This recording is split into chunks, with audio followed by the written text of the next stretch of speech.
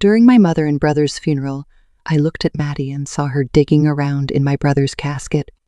I rushed over to her and said, "Maddie, no. They're working on making your uncle look nice. Let's make sure everyone sees how good he looks." When I said this, Maddie pointed towards the other side where I was. "You see, that man over there with the blue tie wants me to show this piece of paper to Mommy." Maddie held out a sheet of paper folded in quarters to me. I turned around to look, but no one was there. I opened the paper and looked through it curiously, and immediately after that, I ran out of the funeral hall with Maddie in my arms. I am Brittany, 30 years old, a single mother with a 4-year-old daughter. I lost my beloved husband in an accident when I was 5 months pregnant. When the police called me and told me about my husband's accident, my mind went blank and I could not move. On that day, my husband woke up at 6:30 a.m. As usual, ate breakfast I made for him as usual, said I'm off to me and my baby with a smile as usual, and headed for work. It was an ordinary weekday morning. The funeral service was held without me being able to accept the reality of seeing my husband who passed away at the hospital. I did not speak or cry, but simply bowed my head to the attendees like a robot. My mother, Rosalind, and my brother, Steve, supported me during and after the funeral. I never had a father. My father died when I was still young, and my mother raised me and my brother by herself. My brother is 5 years older than me and was still in elementary school at the time. He would have loved to play with his friends when he came home from school, but he took over the housework for our mother and played with me so that I would not feel lonely. Seeing them, I began to want to help too. And while my mother and brother taught me housework, the three of us as a family worked together to make ends meet. When I started my full-time job, I started living on my own near my office. However, on weekends and holidays, I would go home to my parents' house 2 stops away by train and have dinner with them. A few years later, I married the man I had been dating for a long time, got pregnant, and lived happily ever after, until I received the news that my husband had passed away. My mother and brother, who had been by my side during my husband's funeral, were worried about me and asked me to stay with them after the funeral. I still could not accept his death and did not want to leave where I lived with him. Then I looked at my stomach, a slightly bigger belly, a baby with my beloved husband. If I was going to give birth to and raise this child, it would surely be better to go back to my parents' house than to live here. Remembering the way my husband had been talking to my belly ever since I found out I was pregnant, and thinking that I, as the mother, had to be strong, I decided to look ahead and get on with my life. I decided to live with my parents, but there was something that worried me a little. It was my sister-in-law, Cherry. A few years ago, my brother married Cherry, who is 3 years younger than him, and now my mother, brother, and Cherry live at my mother's house. I visit my mother's house often, so I see my sister-in-law there from time to time. I have neither a good nor a bad impression of her, but she might not like the idea of me moving to her house with a child in my belly. I was worried about that, but my sister-in-law readily agreed to let me move in.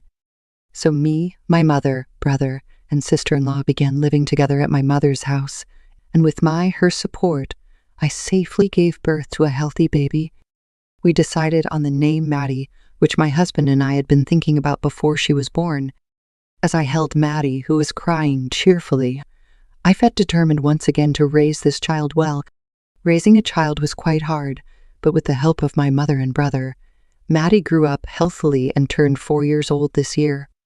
My brother and his wife have no children. My sister-in-law seems to be incapable of having children, so my brother cannot hope for his own biological child. Therefore, my brother takes good care of my daughter, saying things like, "I'll watch Maddie. Why don't you go out somewhere with your friends?" He often took care of Maddie for me on days when he was off from work. Maddie seems to have had an imaginary friend since she turned 4 years old, and she sometimes talks to her in empty spaces. I often hear that small children can sometimes see spiritual things, so I wasn't that concerned about it. My mother and brother were also optimistic and laughed and said that as they grew older, such things would go away, but my sister-in-law, Cheery, apparently did not think so. "Hey, why don't you have that girl exorcised?" While saying this, she looked at Maddie with eyes as if she was looking at something creepy. She began to avoid Maddie, And when Maddie tried to touch my sister-in-law's belongings, she would sometimes yell at the 4-year-old, "Don't touch me." I wanted to complain to her, but I couldn't say anything strongly because I was the one who moved into the house, and I didn't want to cause trouble for my mother and brother by getting on bad terms with her. Fortunately, Maddie didn't seem to mind and my sister-in-law never approached Maddie, so I decided to wait and see. Maddie started going to preschool and I started working at an office job. Thanks to the inheritance my husband left me, we had enough money to live on, but I had to make sure that Maddie would be able to choose when she started learning or going to college. I thought that no matter how much money we had, it would not be enough so that we could let Kana choose when she would eventually start learning or go to college. I talked to my mother and brother, and they both agreed that I should work. I told the company that I had a daughter, and they agreed to let me work from morning to evening on weekdays while Maddie was at daycare. There was some concern that Maddie, who was talking to her imaginary friend more and more, would be bullied at daycare, but it seems that she is playing well with other friends at daycare as normal. At my new workplace too, everyone was kind to me, and I was gradually learning my job and enjoying my days to the fullest. Then one day on a holiday, my brother said, "Why don't we sometimes go out together taking Maddie?" My brother had taken Maddie to the park and had ice cream together on the way home, but he had never asked me to join them. I was a little surprised, but I had no reason to refuse, and when I looked at Maddie next to me, she was so ready to go. After a quick word to my mother in the kitchen, my brother drove us to the department store. We went to the department store and looked around the children's clothing and toys section. "Maddie is being a good girl, so I'll buy you a toy." "Yay, Maddie wants this one." Maddie was so happy that she gave him a stuffed cat toy. "Steve, don't spoil Maddie too much, okay? Kids grow up and become adults soon, so I want to spoil her while I still can." The brother with the stuffed cat headed for the cash register. My brother had always bought Maddie toys. However, I never dreamed that the stuffed cat would be the last present my brother would ever give Maddie. After leaving the toy store, we went into a coffee shop in the department store. Maddie and I order a cake set, and my brother orders coffee, and we close the menu.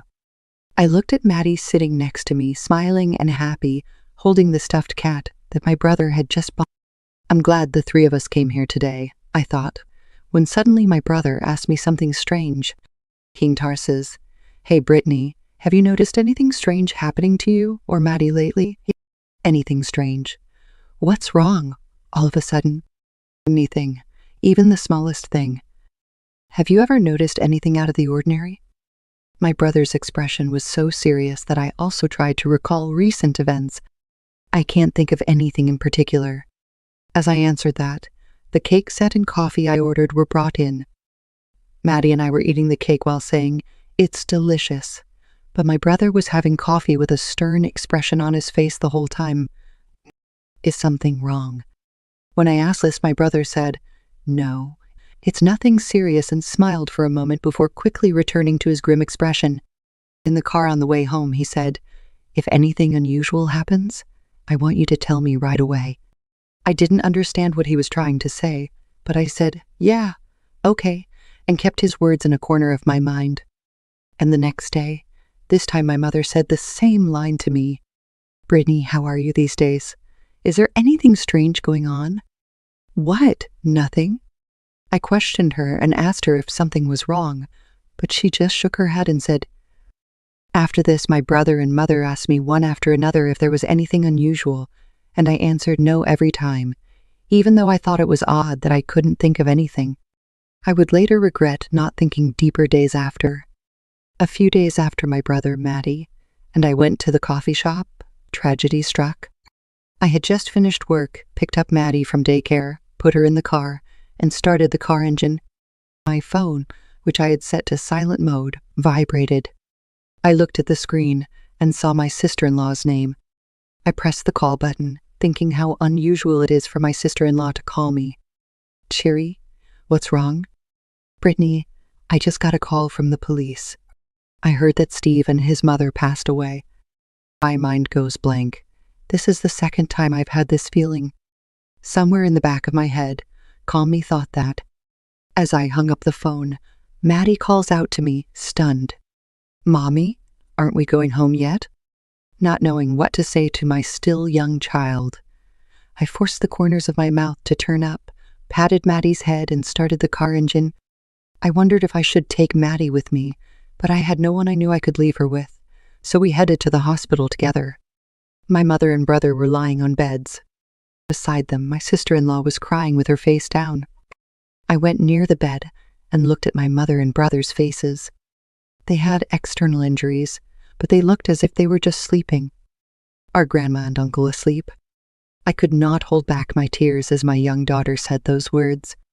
I hugged Maddie, who was holding a stuffed cat, and I cried aloud. The next day, I served as a mourner in deep sorrow. Both my sister-in-law and I had lost two important family members at the same time, but as usual, she did not want to approach Maddie, and I felt disturbed by that, so there was really only minimal conversation between us. My sister-in-law was looking down the whole time, and halfway through the event, she said she was not feeling well and walked out of the venue. I knew how my sister-in-law felt, so I left her alone. Only those who have gone through the same experience can understand the grief of those who have lost a family member. I remember the faces of my mother and brother sleeping in their hospital beds. My husband passed away 5 years ago, and now my mother and brother have also left to heaven. Why are the important people close to me dying one after another? My family is now only Maddie, but it is the same for Maddie. I have to be strong. I'm her mother. With this in mind, I maintained myself by performing my duties as a mourner in an... During my mother and brother's funeral, I looked at Maddie and saw her digging around in my brother's casket. I rushed over to her and said, "Maddie, no. They're working on making your uncle look nice. Let's make sure everyone sees how good he looks." When I said this, Maddie pointed towards the other side where I was. "You see, that man over there with the blue tie wants me to show this piece of paper to Mommy." Maddie held out a sheet of paper folded in quarters to me. I turned around to look, but no one was there. I opened the paper and looked through it curiously, and immediately after that, I ran out of the funeral hall with Maddie in my arms. The first sentence, written in his brother's handwriting, was, "The entire inheritance will be given to Maddie." The problem was what followed, which was a rambling description of my sister-in-law's misdeeds. She was after my husband's inheritance and had requested me to disappear from the world through the dark web of the internet. The fact that this paper, written by my brother, is in my brother's coffin suggests that my sister-in-law tried to dispose of this paper by burning it along with my brother. If that is the case, does that not mean that my mother and brother died because of my sister-in-law's crime? In other words, she tried to take my husband's inheritance by making me a deceased person, but my brother and mother found out about it, and when questioned, my sister-in-law had no choice but to make my brother and mother deceased. She then tried to keep the inheritance for herself, but she found my brother's will, which contained the inheritance and my sister-in-law's misdeeds, and hid it in the coffin with my brother to destroy the evidence. When I figured this out, my deep grief over the loss of my mother and brother instantly turned to hatred for my sister-in-law. Forcing myself to suppress the raging emotions inside me, I contacted my sister-in-law's workplace and the police. The reason I contacted my sister-in-law's employer was because my brother's will stated that my sister-in-law was going to embezzle company money. My sister-in-law had asked them to make me deceased, but of course the fee was very expensive. My brother is a regular office worker and my sister-in-law works part-time 3 days a week, and they didn't have that much money. So she planned to use her company's money to make me deceased. Her company took immediate action, and fortunately, I was able to stop her before she embezzled the money, for which they thanked me. As for my sister-in-law, I have not seen her since she left the funeral home in the middle of the funeral. My sister-in-law's personal belongings remain in the house, and there is not a single sign that she has returned.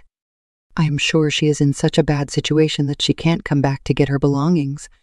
The police are after her, and she probably couldn't pay the money to the scary people, so she must be in danger.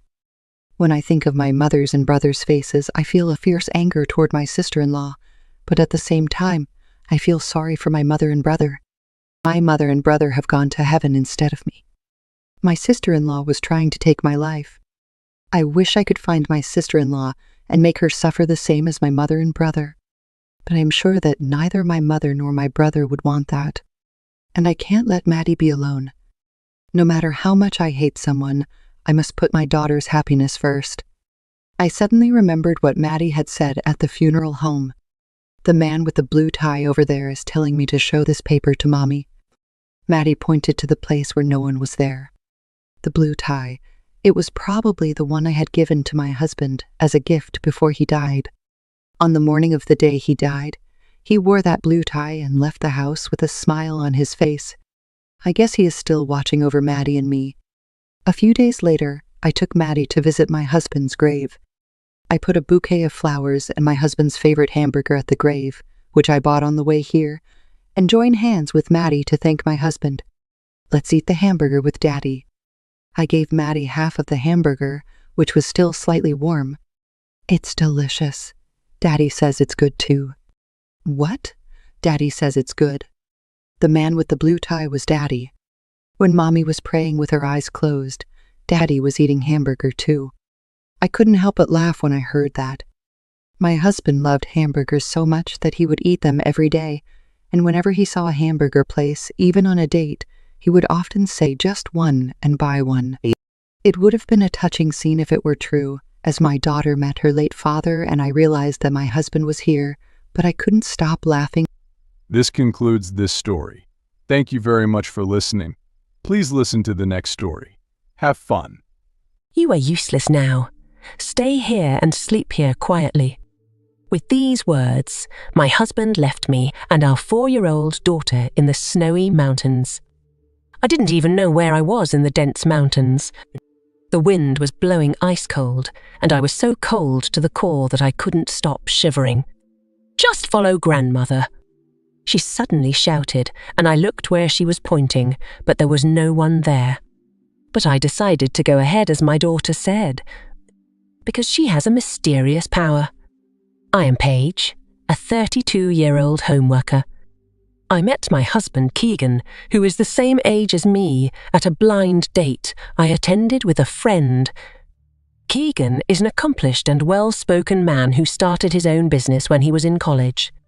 I liked him and decided to marry him. Keegan's family is a prominent local businessman, so my friends envied Mr. Four marrying into a rich family. My husband and I moved in together right after we got married at the request of my in-laws. My parents-in-law were kind people, but my mother-in-law was sickly and in need of nursing care. I understand you are a nurse, Ms. Page. My wife is frail in that condition, and I was so worried about her. I am so grateful that you came to marry into this family. I would be happy if I could be of any help. I quit my nursing job to take care of my mother-in-law and became a work-from-work worker, which I had wanted to do for a long time. I have always loved web design, creating internet-related websites. This allowed me to do it in my spare time with no strict quotas. However, one thing that bothered me was that after 3 years of marriage, we still could not have children. My husband's company was doing well and the economy was booming enough to open a branch office. However, my husband seemed to be on a roll, playing around, and rarely came home. "Hey, honey, your mother isn't feeling too well. You should be there for her a little bit. Even if she won't say it, I'm sure she misses you." "Huh, she has you so she'll be fine. I'm busy." My husband would not listen to my pleas for my mother-in-law's sake. I wanted to show my mother-in-law, who was weak and almost bedridden, my grandchild, but I felt bad because under the circumstances I could not accommodate her, who had been told she did not have long to live. "I'm sorry I haven't been able to show you my grandchild." "What are you talking about, Mr. Page? You're doing nothing wrong. I am happy to have a daughter like you." My mother-in-law, who was very kind to me, was like a real mother to me, having lost both of my parents early in life. She would take walks outside in her wheelchair on days when the weather was nice, and she would cook nutritious food softly so that it would be easy to eat. In my own way, I did my best to make my mother-in-law's life as comfortable as possible. One day, my mother-in-law called me to her bedside. she said. "I'm so happy for you. Mr. Page will soon have a beautiful daughter." She said, "She will be born around the time of cherry blossoms, so please name her Ruby." What? I'd be happy if that would happen. My mother-in-law suddenly said something strange, which puzzled me, but I thought she might be dreaming because of her illness. Not long after that, my mother-in-law passed away, and I was sad. She had been there for me every day for the first 3 years of our marriage. Then, shortly after my mother-in-law's funeral, I found out I was pregnant. And the due date was in March, during the cherry blossom season. I was surprised that it happened just as my mother-in-law had said, but I was more than happy. I was sure that my husband would be pleased as well, so I confided in him as I waited for him to get, "Honey, you should be happy. I'm pregnant." "Oh, really? I'm not good with kids. I don't think I want one right now." "Are you serious?" "If you really want to have the baby, I won't take care of it, so you'll have to raise it on your own. Since you're going to give birth on your own, you'll have to pay for it yourself." I was so coldly spoken to that I was stunned. He smelled like alcohol every day when he came home because his company's business was booming. I had a pretty good idea of where he, who smelled of alcohol when he came home every day because the company was doing well, and whose clothes smelled of sweet perfume, was hanging out. My husband probably saw me as nothing more than a convenient housekeeper who took care of his parents. However, I did not want to give up the precious life I carried in my belly. I used my savings from my bachelor days and my income as a home worker to buy the things I needed. As my mother-in-law had predicted, my daughter was born during the cherry blossom season, and I named her Ruby. She was a beautiful, fair-skinned child who somewhat resembled my mother-in-law. My daughter grew up in a very healthy way, but she was a little bit different. From the time she was a baby, she would cackle and wave her hands when she saw no one around.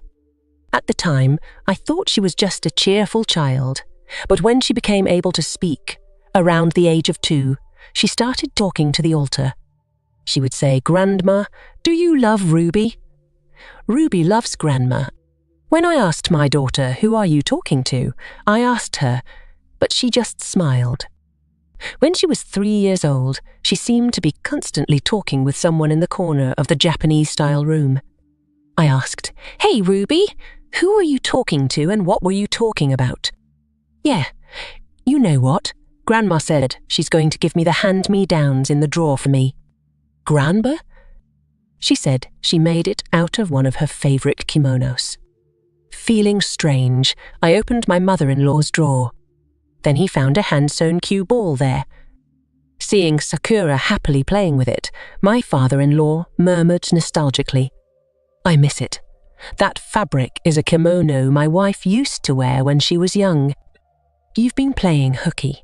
She was good at sewing. Amazingly, my daughter seems to be able to talk to her mother-in-law who is really gone." However, we did not want to tell anyone because we felt that something bad would happen to my daughter if she disclosed it. Our days were happy, but not all good things come after that. My husband's company was on the verge of collapse due to his spending and profligate management. We no longer had any money to live on, so we had to live on what my father-in-law gave us and my work money. My husband eventually cried to his faith and got a loan. Thanks to that, the company managed to rebuild itself. Would my husband be able to change his life after living a life of playing around every day? I was skeptical. Then one day, my daughter said something that bothered me. She said, "Daddy is going to do something bad." "What? What do you mean?" "I don't know. But, Grandma is worried." She told me to be careful. I didn't quite understand what she meant, but my daughter's words bothered me terribly. Bad things my husband might do. Is it company-related, or is it women's issues? I have given it a lot of thought, but I don't have any proof, and I can't ask him. But just in case, I made sure to carry my voice recorder with me. I also told my daughter not to tell her dad that she could see her grandmother. I had a bad feeling about this. Later, when I was inevitably bothered by my daughter's words, I searched my husband's personal belongings and found a large number of receipts from cabaret clubs and bars.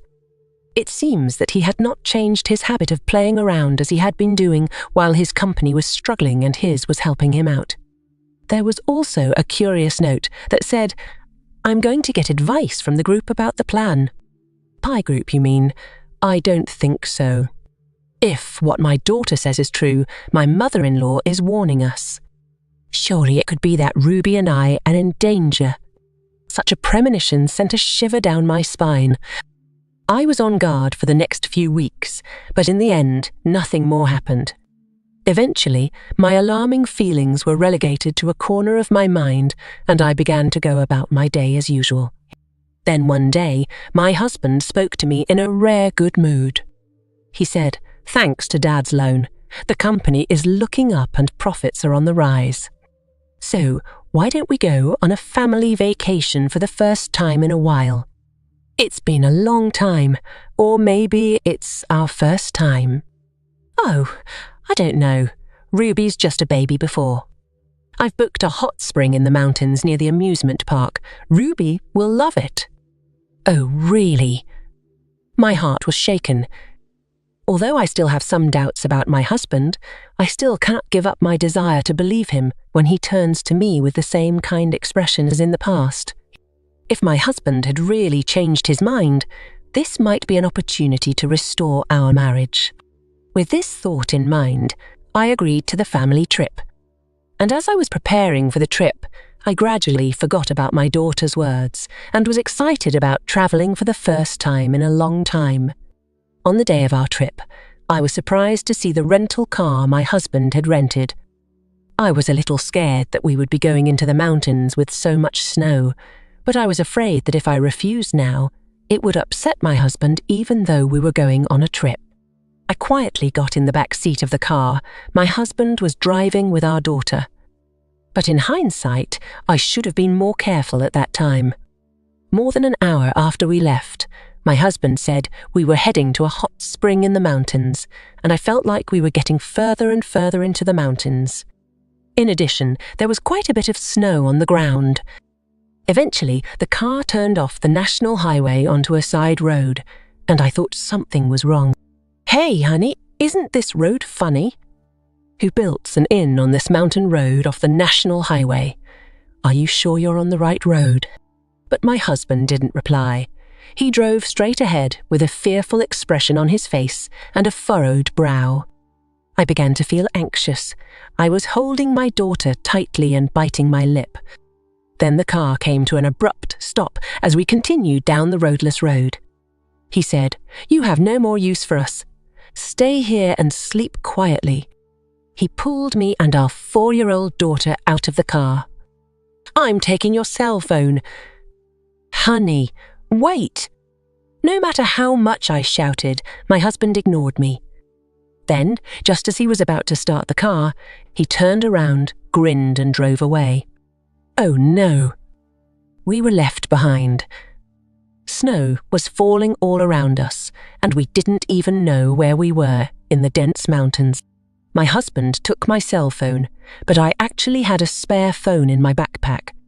But unfortunately, I can't get a signal and can't call for help anywhere. Still, I had a bad feeling from the moment the car turned off the highway and both my daughter and I were wearing our down jackets tightly and carrying our backpack. In addition, I had put various things in my backpack as a precaution since we were travelling in winter. In fact, although I thought I would be fine, I was really concerned about my daughter's words and had prepared various things just in case, but I never thought this would happen. The wind was blowing icy cold, chilling me to the core and making me shiver. I took out a disposable heat pack from my backpack and put a caramel in her mouth to warm her body and calm her down. In the meantime, the snow was getting worse and we were afraid to get lost. What should we do? As we were at a loss, my daughter suddenly cried out. "Mummy," Auntie said, "come here." I looked where my daughter was pointing, but there was no one there. "No, I can't see them, but my daughter can," she said. "Just follow your grandmother's lead." I decided to follow my daughter's lead, because she has a mysterious power. So, I think I wanted to believe that we'll figure it out. I walked with my daughter's hand in the snow, trying my best not to slip. She said, "Mum, I see a light. Grandma says to keep walking toward it." I could indeed see the light in the direction she was pointing. I almost burst into tears when I thought, "Thank God. Thank you, mother-in-law." I murmured softly to my mother-in-law. Finally, we reached the hotel at the foot of the mountain and decided to rest there to warm up. I had some extra cash in my backpack, so I knew I could stay a while, during which I would come up with a plan to revenge my husband. "Don't think you can get away with this. I'm going to thoroughly investigate why you were after our lives, so be prepared." 5 days later, I contacted my father-in-law. He was quite surprised to hear from me, but when he found out that Ruby and I were safe, he was very happy and came to pick us up to our hotel. My father-in-law told me that my husband had told people that my daughter and I had fallen into a ravine on a snowy mountain and were lost. I was too stunned to say anything. He also said that they had searched but could not find us, and that they would not be able to find our bodies until the spring. My father-in-law said that he stopped his son several times, saying, "Let's wait a little longer," but he forcibly proceeded with the preparations. Furthermore, my father-in-law handed me something. This led me to a shocking revelation. When I went to my husband, he was preparing for our funeral, as I had heard. A large, smiling photo of my daughter and I had been enlarged and was displayed as a portrait. Then, my daughter and I suddenly showed up. Oh my God! Why? Our relatives who had been helping with the preparations sat up and got set. My husband looked at me and my daughter with his eyes wide open, and then he let out a stupid voice. "What? You're alive?" "Oh my dear, I'm alive and well." "How?" "You thought we were dead as you intended, didn't you? You left me and Ruby in the snow that deep in the mountains." "You, what the hell are you talking about?" The people around us began to murmur. That's probably true. If he told everyone that we fell into a ravine in the snowy mountains when he intentionally left us there, that is a true crime. Good heavens, don't tell me a lie. Oh my, can you say the same thing after listening to this? I played the audio on my hidden voice recorder. It played him saying, "You are no longer of any use to us. Just be quiet and sleep here." And people there started to get upset. "I didn't say that. She set me up. It's a hoax." My husband tried to cover it up in a hearse-evony, but his face was pale and his lips were trembling. I played a video on my cell phone as the last resort. In the video, my husband says, "I left them on the snowy mountain as planned. The life insurance money from my wife and daughter will restore the company, and we will have enough money for luxuries. Please be waited. I will pay you back in full with some extra gift." My husband was clearly seen on the phone with someone in the car. He panicked and tried to stop the camera, but it was already playing and everyone was sneaking around, looking at him coldly. Why is this stuff here? Who in the world did this? I asked your father-in-law to copy the footage from the drive recorder at the car rental store where you rented the car. Dad, you abandoned your own son. How can you take the side of such a stranger? With these words, my husband started to confront my father-in-law. But my father-in-law was quite angry and was glaring at my husband in a frightening manner. Of course he would abandon you. Because, behind my back, you had not just me and Ruby, but also your father insured for a very large sum. I wonder if you loaned money from some very dangerous group of people. But that doesn't mean they're going to try to kill us. I'm surprised. The father-in-law stood in front of my husband and shouted angrily at him, holding up a life insurance policy that he had found in his drawer. You were going to kill me and get all my money for yourself, weren't you? How can I call a guy like you my son? Then, with his father accusing him, and with all the evidence in hand, he had no way out. So he reopened his mouth and said something outrageous. You know what? After all, everyone is still alive, so it's all good.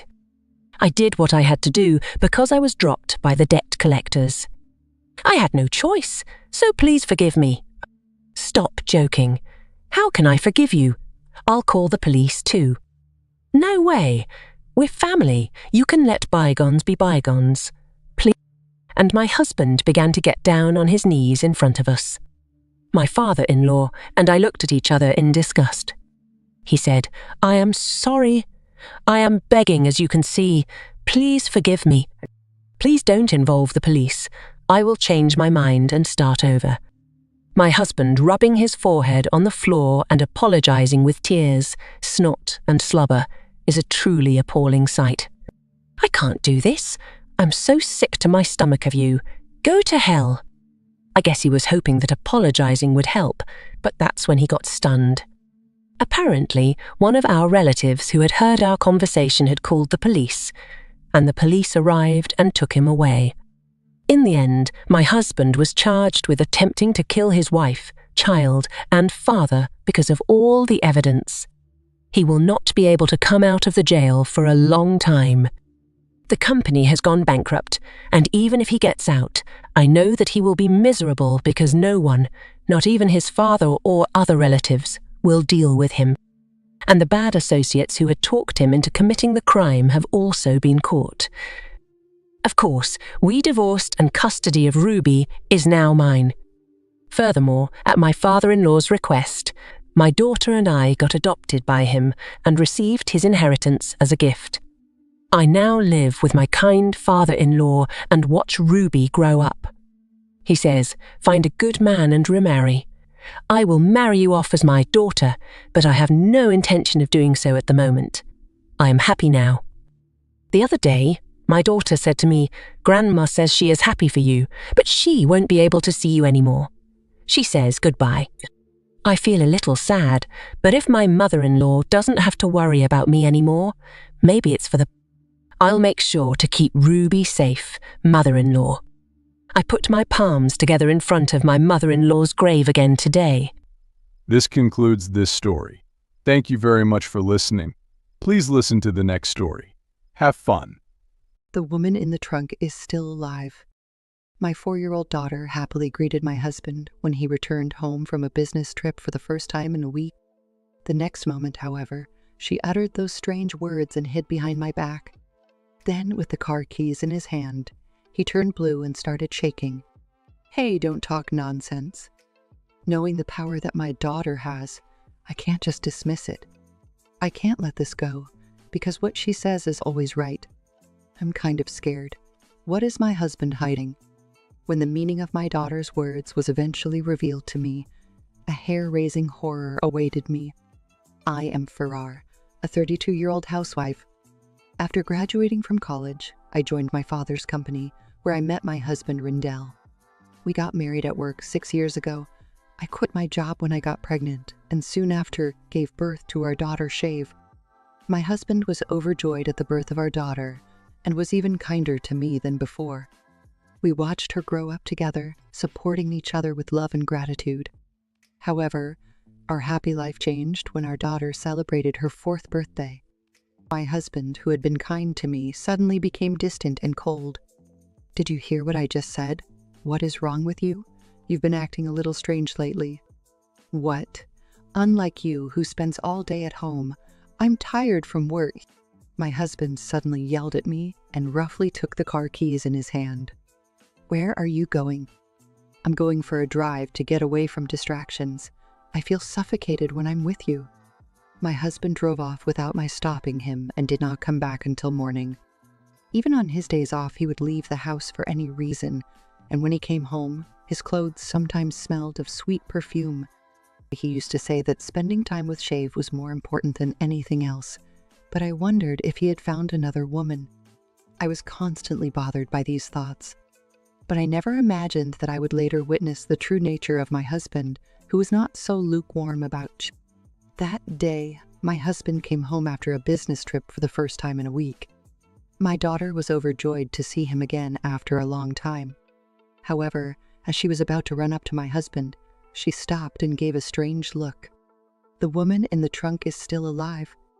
I gasped in surprise. My daughter, in fact, had a strange power. She could see things that other people could. I noticed this when she was learning to speak. A few minutes after my daughter said, "My grandmother is coming," my mother, who lived nearby, actually came to our house. When I asked her how she knew, she told me that she saw my mother walking toward us. The same thing happened again and again, and what surprised me even more was when I took my daughter to visit my grandmother's grave 6 months after she had passed away. I heard my daughter say, "My great-grandmother says there is a ring in the back of the wardrobe." I went into my grandmother's room at my parents' house and found that the ring had indeed fallen in that spot. My husband, who loves the occult, was overjoyed, calling this psychic power. However, since my daughter's magical powers were limited to family and familiar things, I thought she was just a little psychic. Nevertheless, I am certain that my daughter's words are true. So when I stared at my husband's face, wondering what the woman in the trunk was, I could see he was upset. He looked pale and his hands were shaking as he held the car keys. "Hey, don't talk nonsense." But the next moment my husband suddenly scolded Shave and she started to cry. "Wait a minute. You startled me when you suddenly started yelling. I'm tired from my business trip and she's talking nonsense. But I feel sorry for Shave if you yell at her without asking why. Damn it, that's enough. Don't go near my car because it contains important business documents." My husband then put the car keys in his suit pocket, which he usually left in the living room, and went to his room. I was just stunned by his attitude while I was nursing our daughter. What is Rendell getting so upset about? However, if you were told to stay away, you would become even more concerned. Furthermore, my daughter's statement shows how urgent the situation is. My husband's car originally belonged to his father, and I had a spare key that he did not know about, so I quickly went to the garage while my husband was taking a bath. Then, while trying to calm my racing heart, I opened the forbidden trunk. I knew it. What Shave said was true. There was a strange woman lying there. I could feel the blood in my body drain from my veins when I saw her turn her back to me and not move a muscle. Terrible. Why did Rendell do this? However, to my despair, the woman in the truck wobbled up, saying, "Ouch." I was relieved to see her alive. And helped her out of the car. "Hey, are you okay?" "Of course not. Just give me some water." I was taken aback when I saw her demanding so bluntly, but I went back to the kitchen and handed her a bottle of water and a loaf of bread that I had brought. She ate them both up and took a breath, saying, "Oh, I'm back to life." And then she started talking about my husband.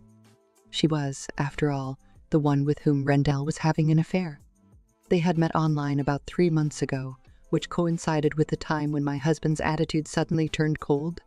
He had secretly accompanied her on this business trip, but they argued in the car on the way home, and he said, "I'll tell your wife," and chased after the woman who got out of the car and grabbed her. She was pushed and hit her head, fainted, and found herself in the trunk of the car. Apparently, he thought the woman had lost her temper and quickly hid her there. I was nauseated by his despicable behavior. "We need to go to the hospital and the police right away." "I'm fine for now, so I can go to a hospital tomorrow." "You don't have to go to the police either, but please pay for my treatment." "Yes, of course." "Okay, then 50 million is fine." "What?" I thought I had misheard her and involuntarily looked back at her face. "What are you surprised at? Your husband is the son of the president, isn't he? If I go to the police, the company is finished, and you as a wife lose your happy life." I finally realized that she was trying to scare me. And from what I could gather from her story, it seemed that Rendell was lying about a lot of things to the person with whom he was having the affair. I am the only daughter, and my husband is my father's son-in-law, so it is not a mistake to say that he is the son of the CEO. But he's not even an officer of the company yet, so his arrest doesn't affect that much. The house we are living in now is also in my father's name, so I am not losing everything. But still, 50 million is a lot of money to blow off. My husband is an asshole, but this woman is just as bad. I was so disgusted that I decided to throw them both into the abyss together. Rendell manages our finances, so I don't have any money at my disposal. So, let's both grab my husband's weakness and extract money from him. Oh, I know what you mean. Your husband is a cheapskate, isn't he? Apparently, she had approached my husband for money, but had always been frustrated with his tight purse strings. Apparently, that was the reason for the fight that day, and she readily believed me and accepted my proposal. We reached an agreement, and I told her to hide herself in my car parked next to mine and wait there. When I returned home, I called my mother, who lived nearby, and told her briefly what had happened and asked her to take care of my daughter that night. My husband got out of the bath and looked at my daughter suspiciously as she was being taken away by my mother, who had come to pick her up. Shave said the house is scary because there are ghosts in it. I'm going to have a famous psychic my father knows come to our house tomorrow, because what she says always comes true. I lied, implying that tonight was the only chance I had to get rid of the stuff in the trunk, and my husband pulled a face. He looked very pale. You should purify yourself too. What are you talking about? I have nothing to hide. What? I didn't ask you that. Dada. He yelled at me in a completely unimpressive voice and went to the bedroom to escape.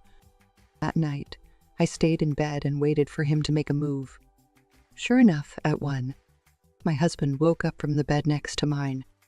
I followed him a little behind as he quietly left the bedroom. He got a shovel from the shed and got into his car in the garage, never dreaming that the trunk was empty, and started off. I quickly got into my own car and started to pursue him with a woman who was hiding. He was headed for a nearby mountain. There was no danger of getting lost because the road was a straight one, and I drove with enough distance between us so that my husband would not notice us. I was worried that if we went too far up to the top of the mountain, my phone might not be in range, but fortunately, we found my husband's car around the middle of the mountain. I parked the car in the bushes nearby and decided to keep an eye on his activities along with the cheating partner.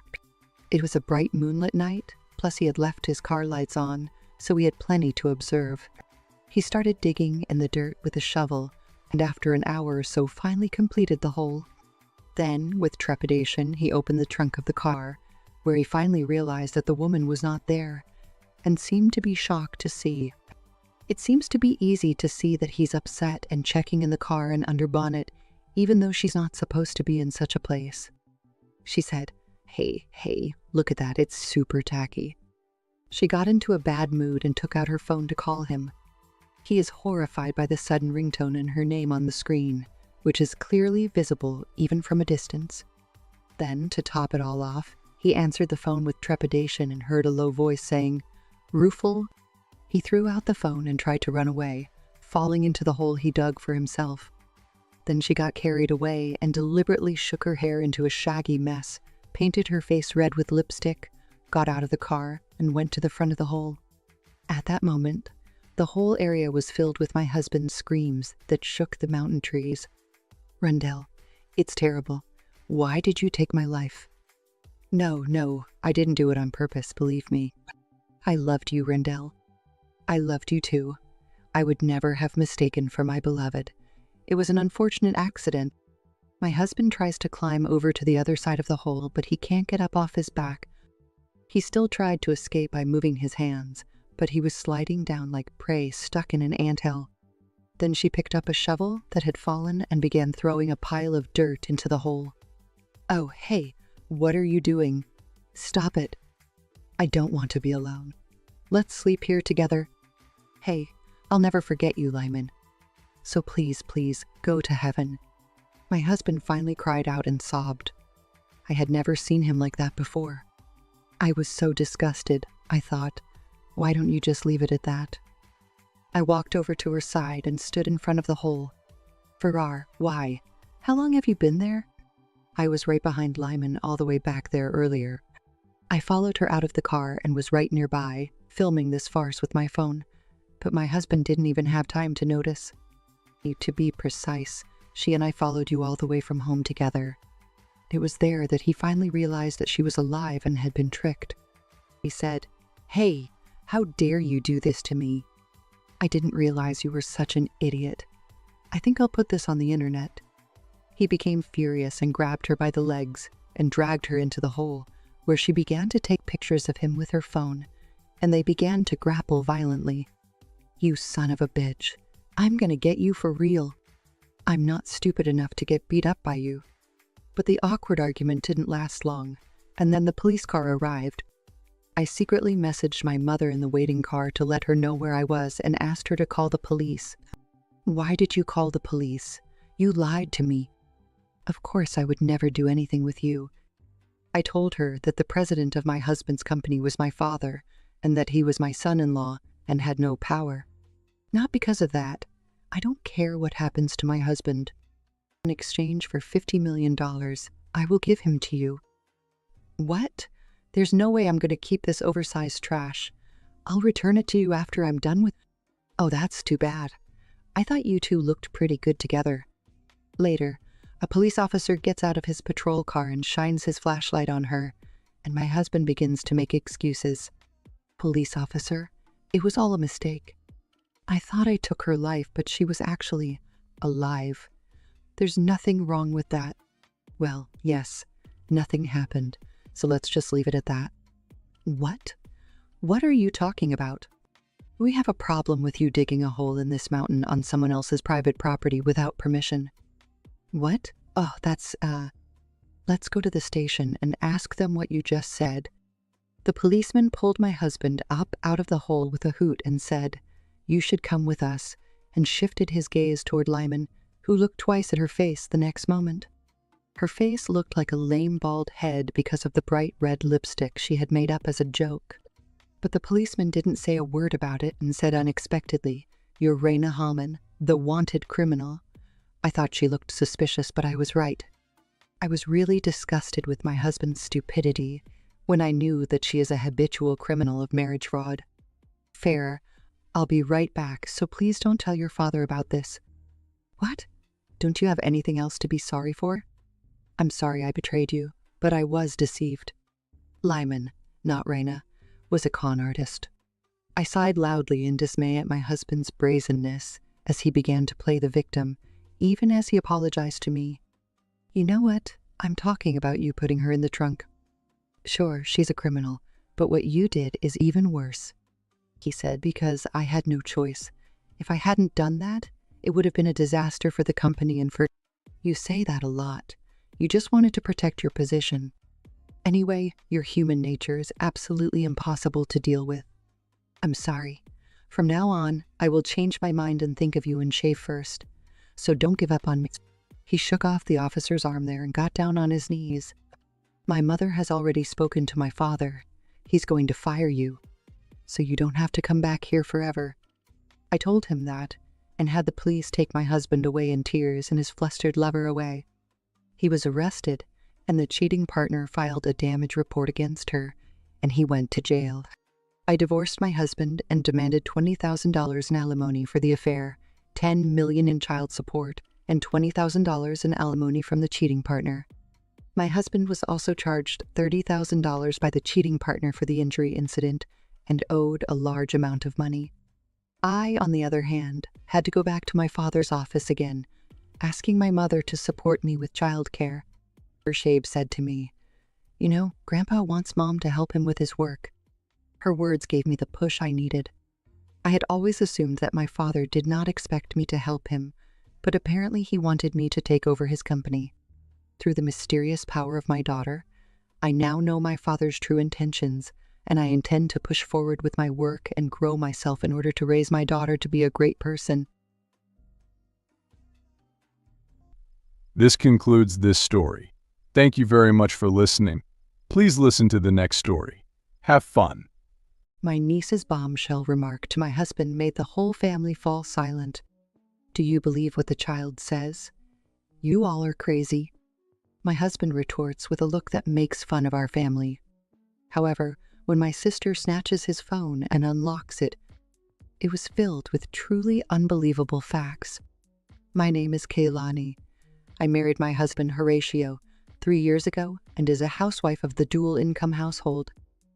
My marriage with my husband was peaceful, and because we both worked, we shared the housework and were able to live without the chores being disproportionately on either side. However, it seems that his work has been busy these days, so I don't spend much time with him. The reason is that his position is now higher, but while I am happy, I am worried about the amount of work he has. I'm thinking about having a child soon, but when I saw my husband busy working, I couldn't talk to him about it. However, I'm not in such a hurry, so I'm going to confide in my husband when the time is right. While I was vaguely thinking about such things, my husband, who was late for overtime, came home. Normally, I would be sleeping, but tomorrow was a holiday, so I didn't sleep and waited for my husband to come home. When I served the curry to my husband for a late dinner, he seemed to notice that I had made it mild unlike usual and asked if my niece Sierra had come over. Yes, I think it was until about 8 o'clock, and she was visiting with my sister. My niece, who is the daughter of my close older sister, is the cutest child for me right now. I've been watching them since I was a baby, so I think about half of them are my own children. I wanted to meet Sierra, too. I haven't seen her for about half a year, right? As I stared at my husband, who seemed sad to have missed my niece, I wondered if he hadn't seen her that much. I thought I was seeing my sister's family often, so I didn't assume that much time to have passed.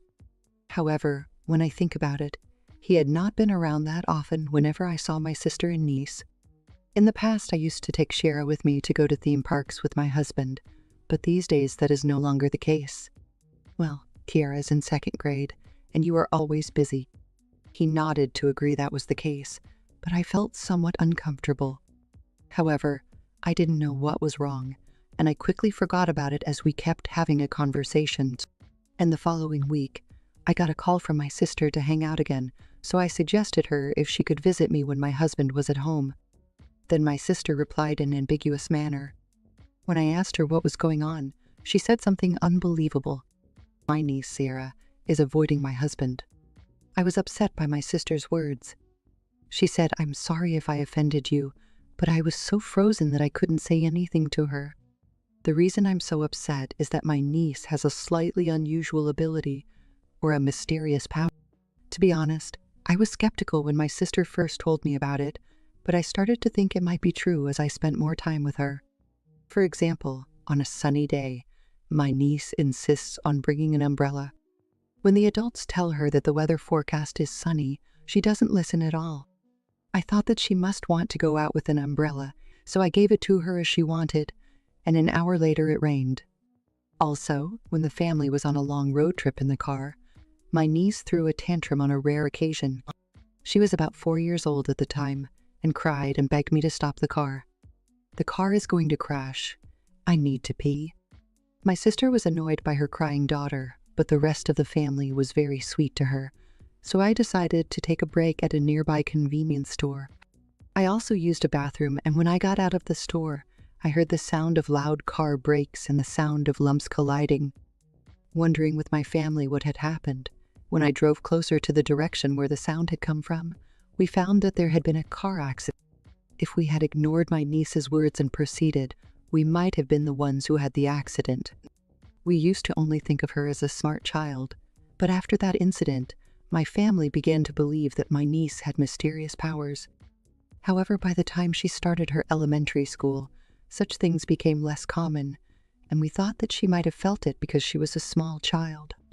But knowing that she had such powers, I was concerned that she didn't want to see my husband. When she finally calmed down, I asked my sister why Sierra didn't want to see my husband, but she didn't seem to know.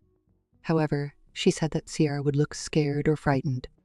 My sister seemed to think that I would be bothered, so she kept quiet until now. To be honest, I was anxious. But I couldn't fully believe that there was something wrong with my husband. It's natural because I'm his wife. My husband is kind and enthusiastic about his work, and I believe that he will never betray me. However, even after I hung up the phone with my sister, I had a fuzzy feeling. The reason why he works till late is because he was promoted. But will they make him to work until the last train every day? Until now, I have believed everything my husband says, and my life with him has been fun. I know it, I believe it. I thought so, but I couldn't calm the helpless buzz in my chest. Even after I found out that my niece was avoiding my husband, I lived my life without any incident, because there is nothing else you can do about it. It was just that my niece didn't want to see him, and I didn't have the courage to ask my husband if he was doing something. However, when I think about my life with my husband more objectively than before, I feel that we are more like roommates than spouses. A bland conversation in the morning, and on the weekends, I wait for my husband to eat dinner together. It's too mediocre every day. I think it's just normal and not bad, but it seems like a shallow relationship. Hey, has anything changed lately? At dinner together for the first time in a long time, I asked my husband. However, he doesn't have a particularly unusual expression and replies that it's the same as usual. Let's go on a date for the first time in a long time on our next day off. I suggested it jokingly, but he said that he was tired and wanted to rest at home. Even after that, I suggested the same thing several times, but in the end, he always rejected me. In the past, no matter how busy he was, he would make time for me, but now it seems as if he is not interested in me. Maybe it's because we've been married for 3 years, but I feel a little lonely. A few days later, I was tidying out my closet with the idea of redecorating. Then, a gift box came out of an unused travel bag. Even I, who was not interested in brand names, knew that it was a luxury product. I wondered if he had prepared for me, but there should be no such thing as an anniversary in the near future. So who is this gift for? I felt as if a dark feeling had accumulated at the bottom of my stomach all at once. I contacted my husband at work. Soon after, I get a call from my husband. Don't open it. It's not mine. I was asked by a colleague at the company to take care of it. Apparently, the gift was for my husband's colleague's girlfriend. Since they live together, they can't keep it at home, so they asked her husband to keep it until the day she gave it to her. I see, then I'll leave it at that. Hanging up the phone, I returned the present. But why did he need to hide it in a closet? Even though I have said that I believed in him so much, I couldn't help but doubt him. When you notice one thing, one question after another arises. In order to face this discomfort, I decided to have my husband, whom I did not know, checked by the private investigator. I really want to question my husband directly. However, I don't want him to erase the evidence in case something happens by doing such a thing and triggering him. I was a little disgusted that I was calm enough to think like that, but there was no going back. A few days after I made up my mind, I heard from my mother that my aunt, who lives in the countryside, was gone. When I told my husband, he said that he would participate unlike usual, and I wondered if even that was because I found a present the other day. And on the day of the family gathering, my niece and husband meet again for the first time in more than half a year. It's been a while, Sierra. My niece, who looks at my husband, who speaks with a smile, seems a little awkward after all. She immediately hides behind my sister, and my husband thinks that she is being shy because she hasn't seen him in a long time. While everyone was eating delivery sushi and sharing updates with one another, I went into the kitchen alone to make another cup of tea. Then my niece called my name and said she would help me. Thank you. Then, can you put the tea leaves in the teapot? I ask her to do so, but my niece doesn't want to move at all. When I looked into her face to see what was wrong, she had tears in her eyes. Oh, Sierra, what's going on? Hearing my voice, which got a little louder in surprise, my sister, talking in the living room, asked me what had happened. Then my niece cried and asked me to break up with my husband. Break up with Uncle Horatio, otherwise Auntie Kalani is going to be in trouble. He is a bad person, a very bad person. My husband was smiling bitterly at the unexpected bombshell remark.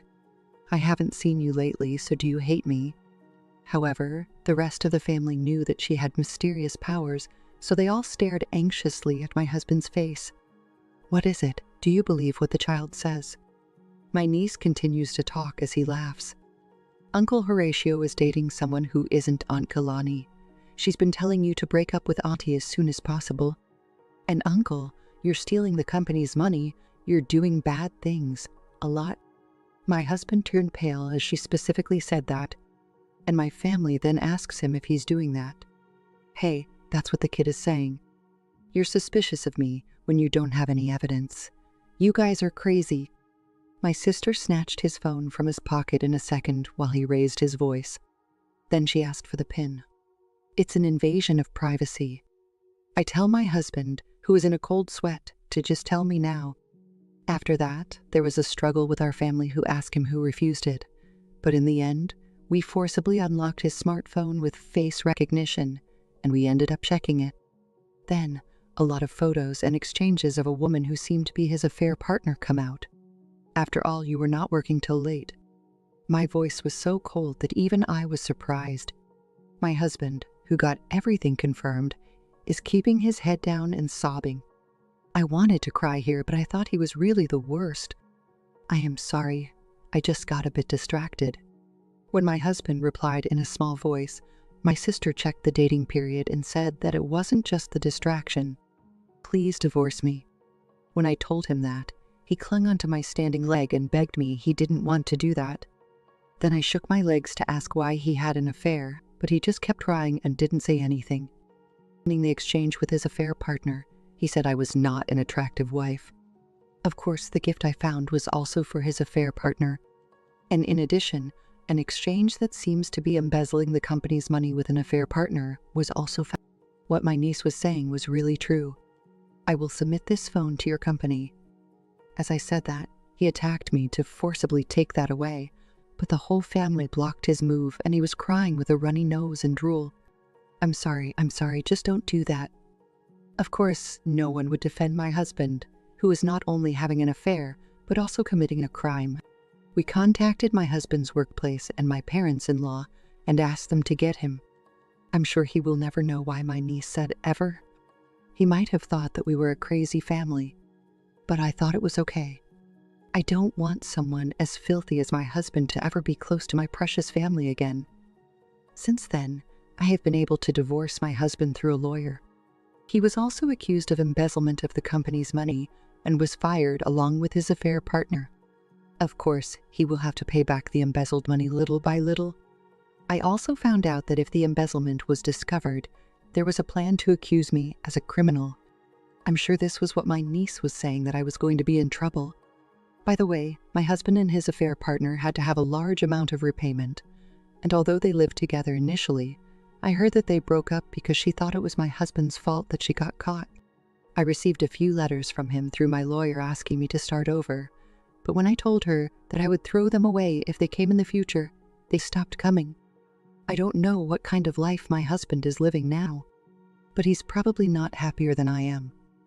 I didn't care what happened, so I wasn't interested. If you never see your face again, that's fine. Most of all, I am grateful to my niece Sierra. Since then, my niece has been praised by her family so much that we all decided to take a trip to a certain theme park as a reward for my niece.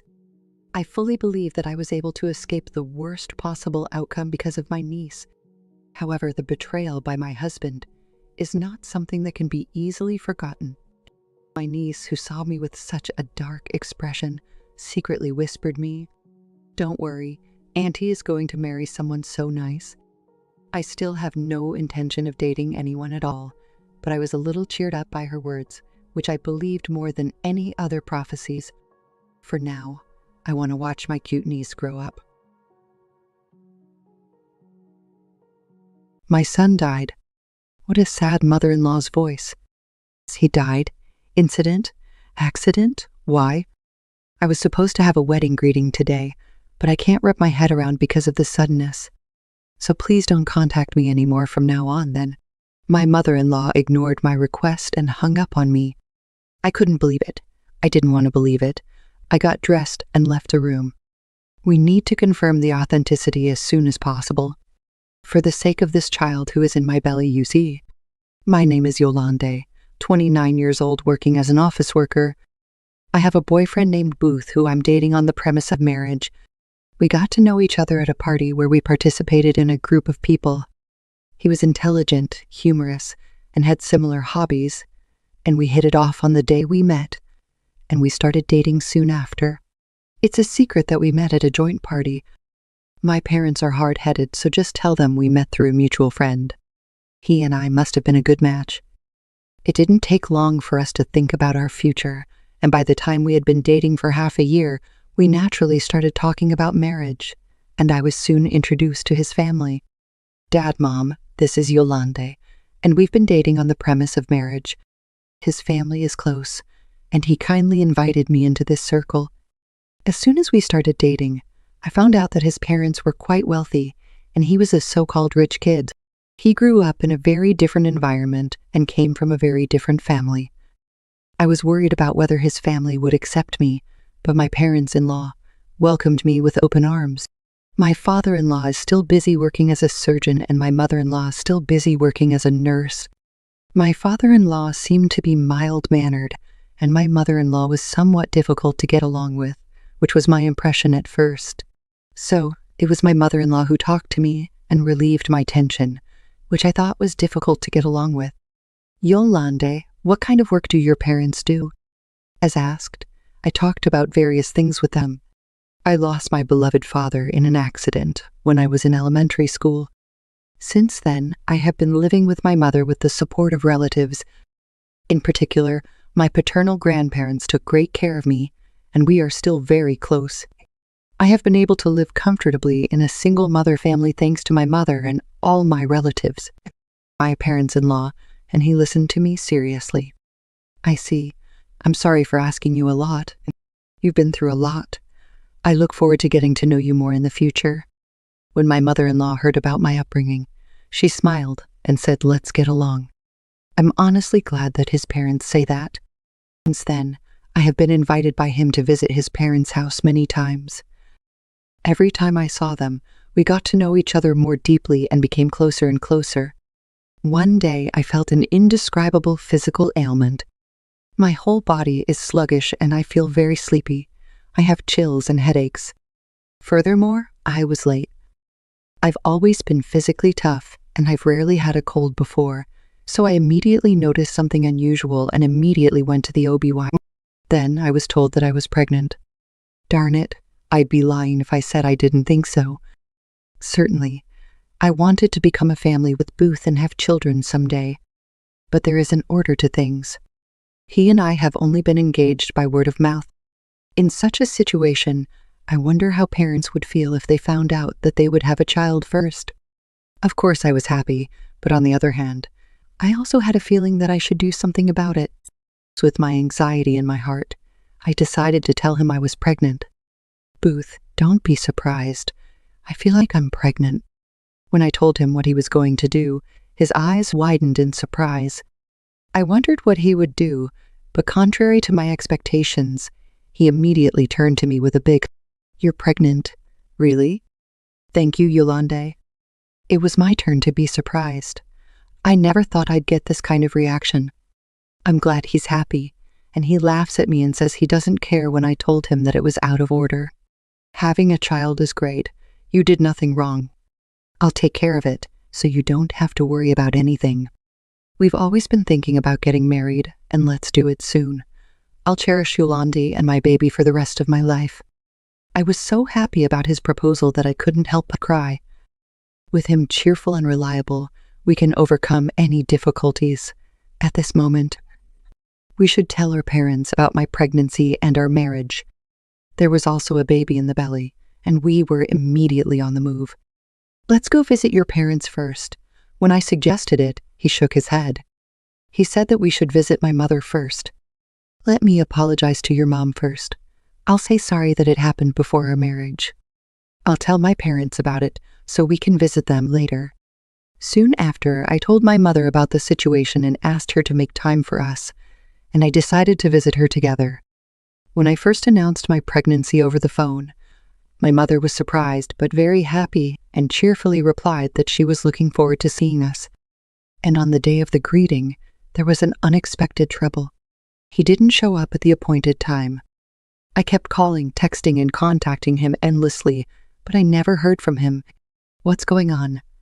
Until the day before, he seemed to be looking forward to today, as usual.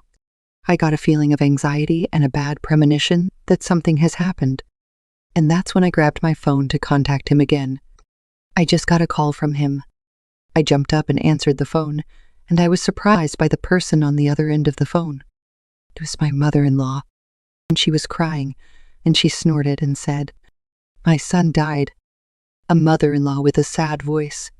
It was so abrupt that I couldn't keep up with my understanding. Booth died. Why? I was so confused that I couldn't speak.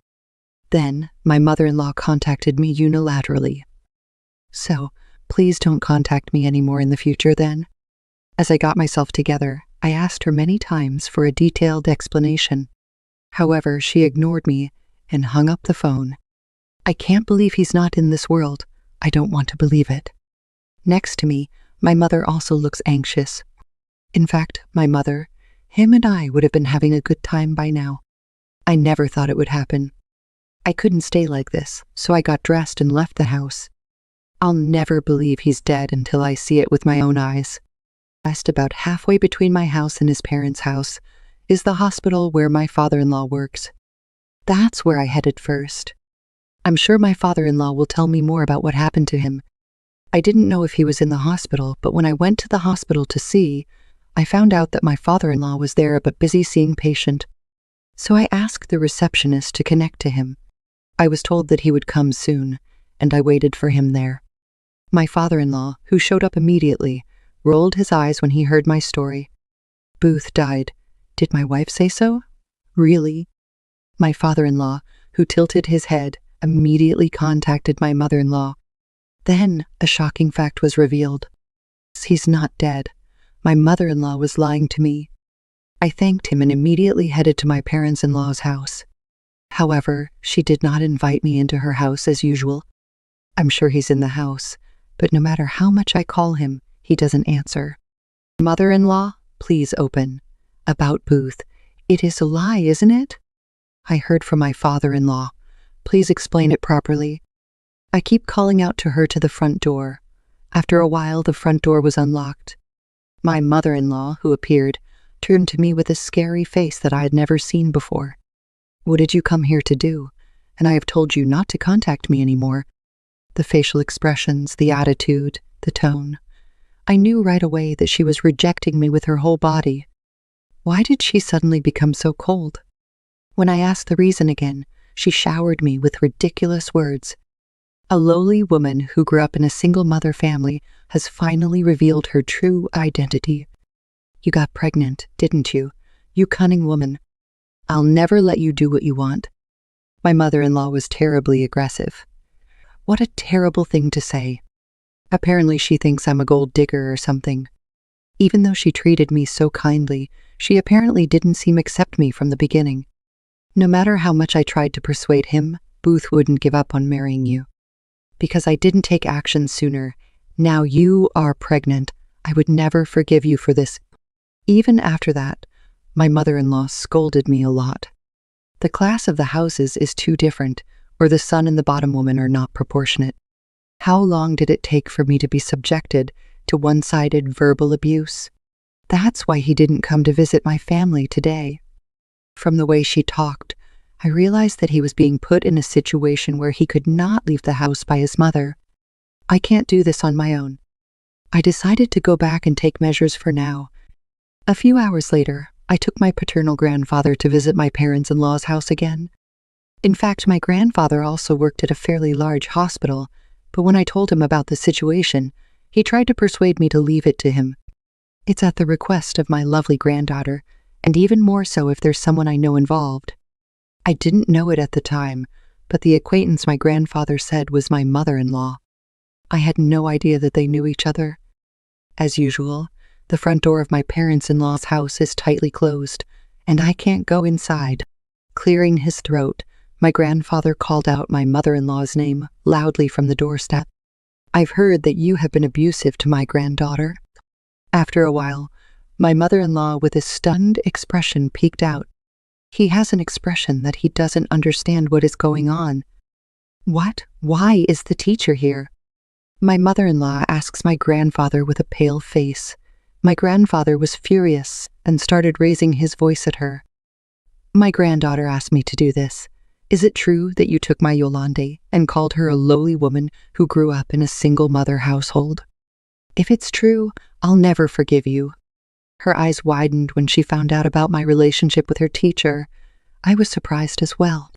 I didn't expect that the two of them had a teacher-student relationship. She seems to be very panicked, as if to say that it has become out of control. My mother-in-law, who came out as ordered by my grandfather, was made to give a detailed explanation on the spot. "Really, I'm sorry. I want my son to be happy." The mother-in-law admitted that she had condescending feelings towards single-mother families. "Marrying me won't make Booth happy. She made that decision on her own." So she was secretly trying to get him to break up with me, but he didn't comply. He told her that he would marry me no matter what. Her mother-in-law has been planning how to somehow break us up. Around that time, I found out that I was pregnant. Therefore, he had no choice but to take hardline measures. Booth is now leaving his phone with me and locking himself in his room. I told him to do so. I made a false promise that if he followed my instructions, I would allow him to marry you. While she fed him into marrying me, she urged me to give up on our marriage. It was a vicious and ad hoc manner measure. It's a shame. My grandfather sighed heavily. After that, my mother-in-law was severely condemned by my grandfather. After a while, Booth noticed something unusual and came out of the room, and together they blamed her. When he found out that my mother-in-law had verbally abused me, he lashed out at her and got furious. "Behind the scenes, you said such terrible things. Apologize to Yolande." I've never seen him so angry, even though he's usually cheerful. It seems that my mother-in-law was the same, and she looks very shocked. Of course, she was also severely scolded by her husband when she returned home. "For your abuse to Yolande, your lies and your attitudes towards our son, you're crazy! How can you try to prioritize your own convenience over your son's feelings and happiness? What kind of a mother are you? Shame on you." Booth, my father-in-law, and my grandfather urged her to apologize to me again. My mother-in-law, who is blamed by everyone and is completely teary-eyed, has become pitifully small. "I'm really sorry that I made you feel uncomfortable. I'm never going to disturb you and Booth again. I'm really sorry." I genuinely accepted her apology. Just like this, our marriage plan was safely moved forward. After that, his and my wedding took place as planned. It was a so-called maternity wedding, and my belly was getting bigger. My mother-in-law also attended the ceremony. However, I can't say that my relationship with her has been completely repaired. No matter what I say, it is true that my mother-in-law is not happy about our marriage. Of course, I don't trust my mother-in-law. I only invited her to the ceremony out of pity, and after this, he and I will have nothing to do with her. From now on, no matter what, I'll protect Yolande and our child. Now that as my husband, he promised me to cut ties with his mother. My father-in-law also told me that I should do that, and he was willing to cooperate with me so that any information about us would not reach her. The only person who doesn't know anything is my mother-in-law. From now on, she will spend a lonely old age, but I don't feel sympathy. We are rather preoccupied with our future. It is the beginning of our lives as a couple and the child that is to be born. I will continue to live positively so that I can live every day with a smile on my face. This concludes this story. Thank you very much for listening. Please listen to the next story. Have fun. I couldn't have a child due to unexplained infertility, but my husband, who had been with me for 5 years, was still an important person to me. However, such a husband said that he wanted to divorce me for an ambiguous reason. I was sad and upset, and I refused to divorce my husband, but when I learned of his intentions behind the divorce he wanted, I vowed to take revenge on him. My name is Leighton. Me and my husband Kendall have been married for 5 years. It's not like it was at the beginning of our marriage, but our relationship is not bad at all, and I am happy with my husband. I don't have children, so I'm not saying I don't think about it. However, there is of course a reason why there are no children for 5 years, and it is called infertility. However, it does not mean that there is a clear cause for either me or my husband, and the test results themselves were not abnormal. However, it seems that the state of not being able to have children is called unexplained infertility, and that is exactly what we did. There are two main ways that couples who are in this state can take. You can either continue to explore the possibility of natural pregnancy, or you can conduct more serious tests to determine the cause. At first, I underwent various tests because I wanted to have children, but the results were not good and the cause could not be identified. For the time being, methods such as in vitro fertilization were proposed, but by that time, my husband and I were tired of infertility treatment, and we decided that if we couldn't have children, we had no choice. Of course, I can't completely give up hope because I still can't give up the possibility of a natural pregnancy, but I'm of the opinion that I don't have to force myself to have a child. I sometimes feel lonely when my husband is away at work, and I still think about what it would be like to have a child at a time like this. However, I do housework almost every day, greets my husband when he comes home from work, and spends time with the two of them while talking about trivial things. It's not that there's anything special about it, and it's not an interesting life, but it's fulfilling in its own way, and I've been wanting to spend this kind of time with my husband for decades to come. That's why it's not a problem if we can't have children. I came to think so, and I believed that my husband would feel the same way. However, it seems that my thoughts were complacent, and on the anniversary of the 5th year of marriage, my husband asked me for a divorce. He said he didn't hate me by any means. He said that he still likes me and appreciates me for my daily chores. However, there was certainly dissatisfaction with not having children at this age, and that was the reason for the decision to divorce. Since neither of us is responsible for infertility, it is true that there is a high possibility that my husband and I are simply not compatible. If you talk about something you don't like, there is a possibility that you will have a child if the other person changes. If I only look at my husband's desire to have children, it wasn't a bad story. However, in my life with my husband, I have never seen him so eager for a child. I was the one who was enthusiastic about fertility treatment, and he always had the attitude that it didn't matter which way it went. The word divorce came out of the mouth of such my husband because he can't have children. That seemed like a vague reason to me. However, when I asked if there was any other reason, the only reason was the child. I refused to accept the divorce because I couldn't agree with the divorce just because it was just a matter of time. To be honest, I wanted to be with my husband all the time, even if I couldn't have children, so I don't deny that I had a kind of feeling of betrayal of such feelings. More than that, I couldn't agree with my husband's too vague reason for divorce. However, he may have already taken into account my reaction, and although he did not choose strong measures such as a trial, he has been pressuring me for divorce many times since then. By the time such a life continues for several months, our marital life has cooled down, and it is not as good as before. Even in such a state, I did not approve of the divorce and continued to maintain a cold marital life with him half-willedly. But we can't continue to live like that forever. My husband must have tried to get out of this situation somehow. Why don't we have dinner together and talk again? We haven't eaten together much lately. You can't leave the divorce story hanging in the air forever, can you? One day, he called out to me. The last time my husband and I ate together was a few months ago. I didn't want to leave a relationship with my husband as it was, so I accepted his proposal and sat down at the same table for the first time in a long time. Would you like a drink before we talk?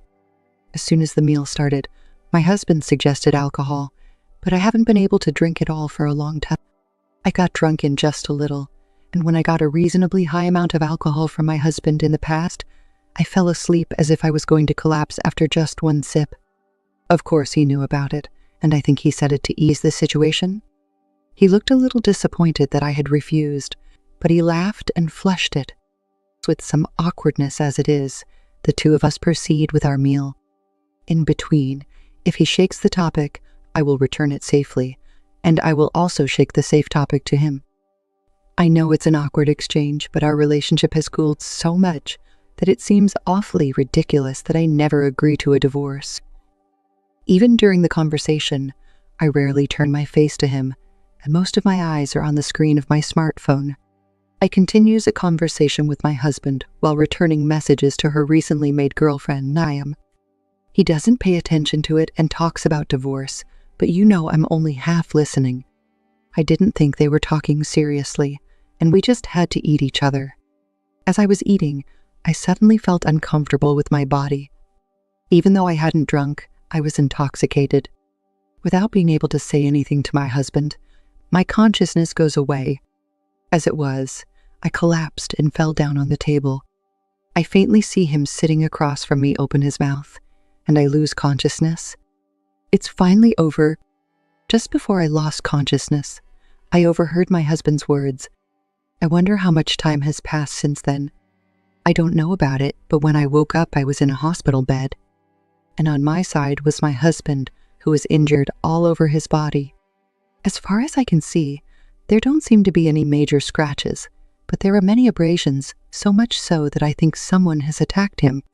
I was surprised by the appearance of such him, and when I looked elsewhere, I saw my parents looking at me with concern.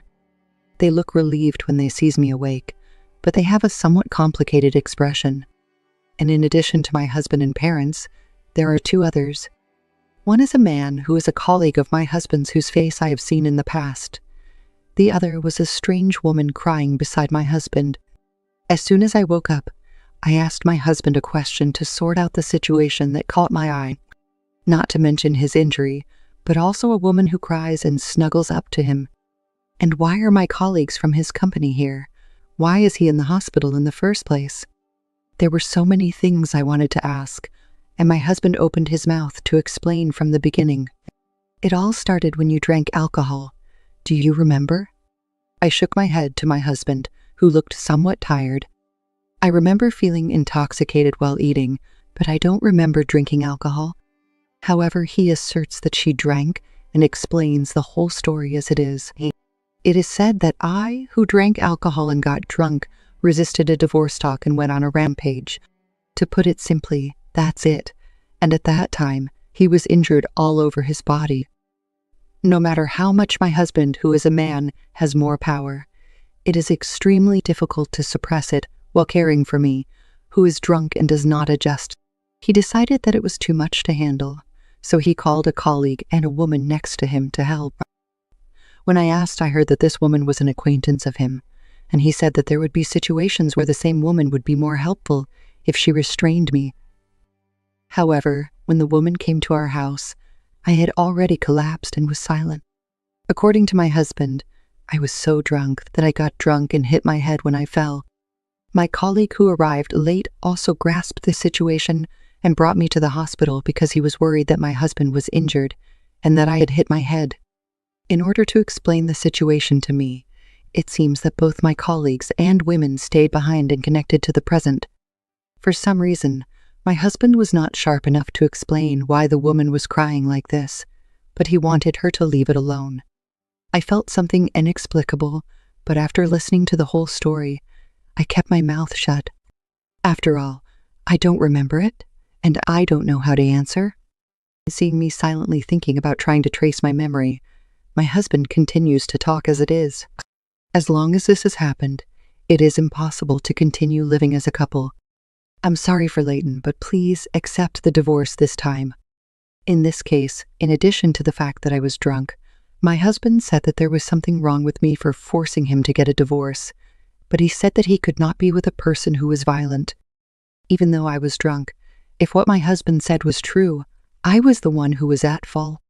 If he sued, I would be at a disadvantage. However, he said that he did not want to contact the police, saying that it was only a marital matter and begged for a divorce instead. My parents and others seemed to be grateful for his thoughtfulness and showed a somewhat relieved face. In some cases, I may have had a criminal record, so it must have been grateful for my husband's kindness. However, I couldn't express it openly, and there were times when I didn't say anything while looking down, and silence fell on the spot. My husband's colleague is not in the mood to interject, and the woman who was crying just now is still looking down. The silent space that lasted for a while was broken by a woman and me who looked down. It was a laugh that the two of us raised. At first, it leaked out of nowhere as if they couldn't stand it, but gradually it turned into a burst of laughter from both of us. The two of us were looking down and shaking our shoulders not because of the weight of the air or the thought of what we had done. We just had to hold back our laughter. I can't do it anymore. Don't make me laugh anymore, Lily. I've never seen such a farce before. The two of us, me and a woman, look at my husband and laugh. Considering the farce that had unfolded earlier, I couldn't stand it any longer.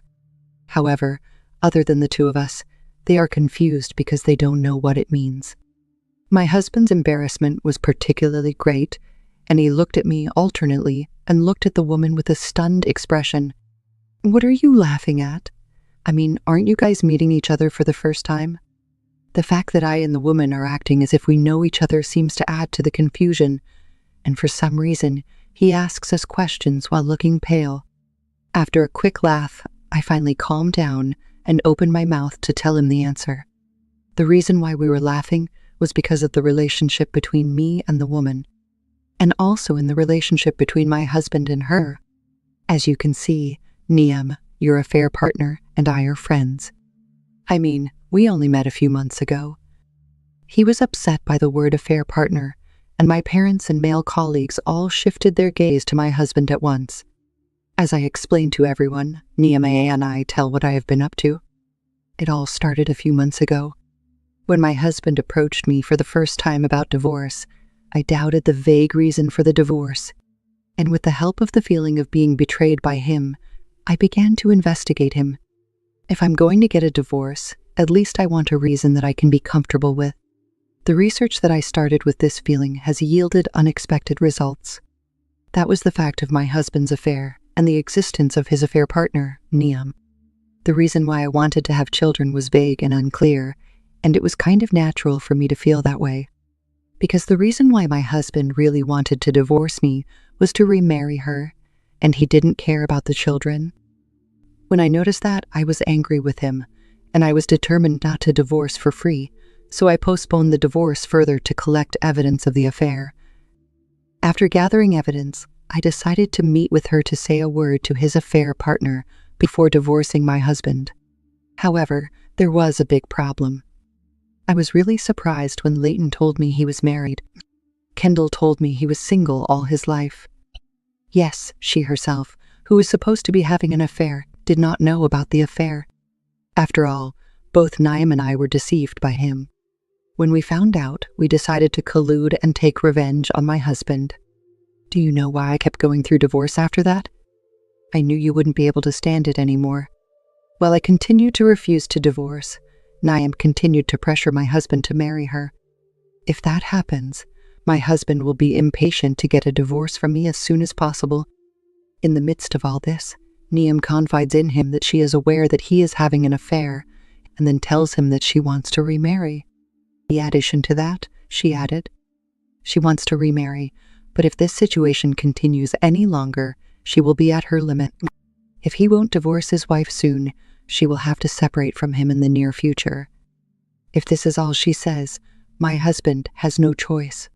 He has no choice but to divorce me, even if it is a little too much.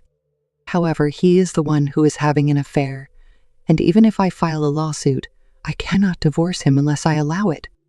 This plan came out of the mouth of my husband, who thought about what to do then. Mixing high-strength liquor with my meals and making it all up while I was unconscious. I knew in advance, so I went along with such a farce, but the plan is too vague. To be honest, if you mix a high alcohol content in your meal, you will notice it by the taste. It was quite hard to pretend not to notice it and eat. Even after waking up in the hospital, it was hard for me to continue to pretend that I was unaware of my husband's plans. Niamh seemed to be holding back her laughter because she was crying because she was worried about my husband, but she was watching my husband's farce with a serious face. I want to be praised for putting up with it so far. You did that wound yourself, didn't you? Well done. I think you thought enough about not calling the police. Such a stupid plan. As soon as it is investigated in earnest, it will be in tatters. I'm assuming that it happened while I was unconscious, and his colleague and my parents joined me later, so only my husband and Niamh know the truth about this time. If the two of them were silent, there would be no way to find out what happened. So if you can handle it privately and make it a decisive blow to the divorce, that's fine. I couldn't be found out that was actually self-staged if he investigated. You called my parents and colleagues to be witnesses, right? Especially if my parents feel responsible for this and get a settlement money. Do you feel like it's a profit? I can see through your shallow thoughts. If I said that and laugh with my nose, the whole story of my husband's plan will be exposed in broad daylight. Originally, it was such a bad plan that it could not be carried out without the help of me, the victim. However, my impatient husband actually carried out such a stupid farce and tried to make me a perpetrator. This fact is seen not only by me and Niam, but also by my parents and his colleagues, who my husband called to be witnesses, and there is no excuse for him no matter how he tries to fix it. Of course, this was not the only evidence, and Niam was also moving. I took a video of Kendall making his own wounds. He also broke things in his house to prove that Leighton was on a rampage. There's no excuse. With Niam's words, he understood exactly what he is in and holds his head with a pale face.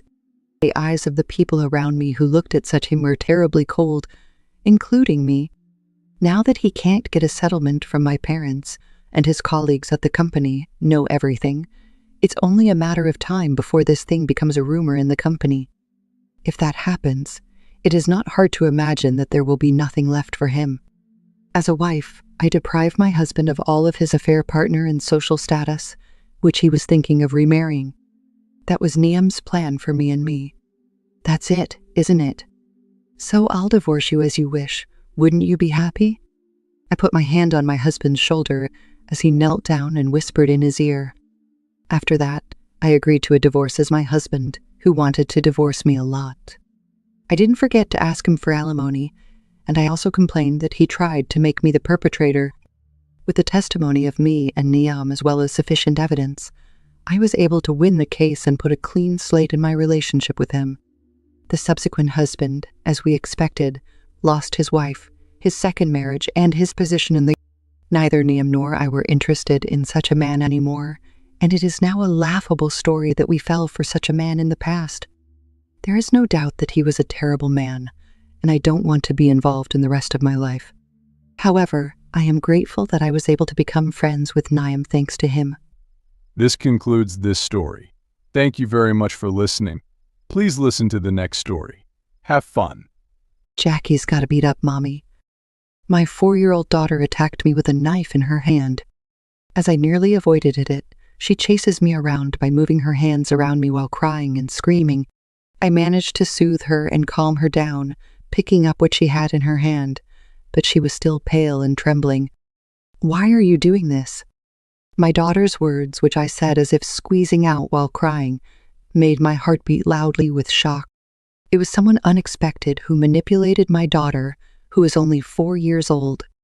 I'm Kizzy, 37 years old. We run the company and our business performance is stable thanks to our excellent employees. My husband, Theo, is an incredible salesman who works for a different company than ours. Some clients even appointed him as their sales representative, and he was proud to say, "They like me so much." I'm busy with work, but I still have time to spend with my 4-year-old daughter, Jackie. Recently, Jackie has been addicted to magical girl anime. When Jackie grows up, I'll become a righteous warrior, defeat the bad guys, and protect everyone in the town. The idea that her dream for the future is to be a magical girl is so childlike and heartwarming that I can't help but want to cheer for her. But I never thought that there would be someone who would exploit Jackie's dream like that. Her behavior started to get weird right after her 4th birthday. One moment, she enjoys watching anime as usual, but the next moment she suddenly looks sad and depressed. "Jackie, are you worried about anything?" "No, it's nothing." My daughter's expression is somewhat depressed, but she doesn't say anything when I try to listen to her. One day, Theo was at work on a holiday, and Jackie and I had a weekend together. As I was making lunch, she suddenly jumped on my feet and said, "Mommy?" It was even worse as I was holding a knife. I got struck by the shock on my feet and dropped it onto the floor. Luckily, it didn't hit us, but Jackie could have been seriously injured. Just imagining it made my blood boil. "Jackie, when Mommy is cooking, you have to stay far away from me, that you can't reach me even if with your hands stretch out. I always tell you so." It yelled so hard that Jackie's eyes filled with tears. When I saw her started crying, I apologized for frightening her, even though it was for safety. But before I could say it, Jackie suddenly grabbed the fallen knife and swung it at me. Jackie. As I nearly avoided it, she chases me around by moving her hands around me while crying and screaming. Jackie's got to beat up Mommy. It's my child who cries while holding a knife. Her appearance was heartbreaking, as if she was frightened by something, and her appearance was clearly stressed. She is usually an honest and good girl, so I can't think of any reason why she did this. Unless I do something, Jackie is in danger. As I got myself together and waited for my chance, she stood there trembling. I quickly went around behind her, grabbed her arm as if to hug her, and took the knife away from her small hands. As I was relieved that we were both unharmed, my daughter murmured something in a small voice. I lost. The side of justice always wins, but Jackie can't because she can't use magic. Jackie crouches on the floor with tears streaming down her face. I thought there was a reason why she did such a horrible thing. Jackie, it's okay, it's okay. As I continued to rub her back while talking to her in a gentle voice, her crying gradually became smaller and calmer. Jackie, why did you do such a dangerous thing? Because in order to become a magical girl, you have to defeat the bad guys. What? Now, it's Mommy that you tried to beat, right? Did you think Mommy was a bad guy? I was depressed inside, wondering if it was so shocking that I had yelled at her earlier, but she didn't reply right away and seemed to be thinking about something. As if she is unsure about what to answer, her gaze wanders back and forth. And as I waited in silence, she finally opened her heavy mouth. I loves you so much that I don't think you're a bad guy. But to think like that is favoritism. Who said that? Daddy. Her mention on my husband, which was totally unexpected, shocked me and made my heart beat loudly. I was surprised, but when I asked her about the situation, she said that he had taught her every day that Mommy is a bad person without my presence. Will you tell me exactly what Daddy said to you? Mommy makes Jackie angry and sad because she's mean. Moreover, she had been told that if she didn't defeat me and left me alone, she wouldn't be able to become a respectable magical girl. Daddy told me before leaving for work that if I stabbed you with a kitchen knife, I could defeat you. After that, I yelled at her, so I guess she felt that the phrase Mommy is a mean, bad person was confirmed. The knife had just fallen within reach, and Jackie knew she had to use it to knock me down. That's why she was acting weird all the time. Suppressing my desire to know the truth about my husband's evil tricks on her, I have to get rid of her assumptions first. Jackie, Mommy isn't being mean and scolding, In fact, I love you so much, Jackie. Really? Yes. I raised voice at you just now because I love you and was worried if you get hurt. I'm sorry. I gently stroked Jackie's head. Then she looked me in the eye and finally gave me a cute smile. What the hell is Theo thinking about manipulating such a vulnerable kid like that? Whatever his intentions, I can never forgive what he did for Jackie. It's one wrong step and he was about to give his daughter an irreparable sin. Dear Semming Piu, I'm going to reveal your purpose. With that in mind, I decided to investigate my husband's scheme. When I looked at the messages on my computer, I could easily understand his thoughts from the history. There was a ridiculous fact written there. I did my best to suppress the anger that wells up. Did he use Jackie for this? Inexcusable? I'm gonna kick you into the hell. Be prepared. After that, I regained my composure and called Jackie, who was happily playing with dolls alone. Jackie, let's text Daddy on Mommy's phone. Okay, what are you going to send? I'm going to write it's Jackie. I did it, Daddy. When I showed her my phone, Jackie looked puzzled. But I haven't beaten my Mommy. Are you going to lie to my daddy? I'm not lying. You did try to beat me. It was a bold move, but you did what Daddy told you to do. Right? But, just remember this. Don't stab anyone with a knife. It's better to make them reflect on their regrets, not harm them. Oh, you said sorry for Jackie earlier. She remembered what I was saying? So, I'm just going to report it to Daddy. I told Jackie, whose face brightened up suddenly, and sent a message to my husband. When I thought about what my husband had done, he might harm Jackie again if they keep living together. So we decided to go to my parents' house.